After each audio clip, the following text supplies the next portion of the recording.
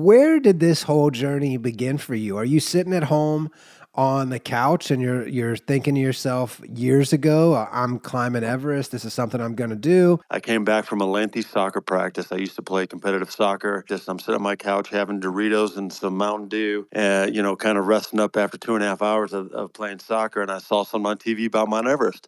And at that time, I was 14 years old. And I told myself that one day I'm going to climb Everest. But at that time, I was living in Omaha, Nebraska, about as flat as it can get, no mountains around, no idea of a mountaineering culture whatsoever. And then out of sight and out of mind for many years. And then I'm sitting on my couch one day in Denver, Colorado, where I live now, watching absolutely nothing about Everest. I mean, nothing. It was random daytime television. And for some stupid reason, that recollection, that promise that I made to myself when I was 14 years old popped back in my head and said, you know what, Alex?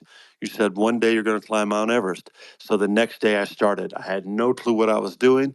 I started climbing the 14ers, which are the 14,000 foot peaks out here in Colorado. We got 54 of them.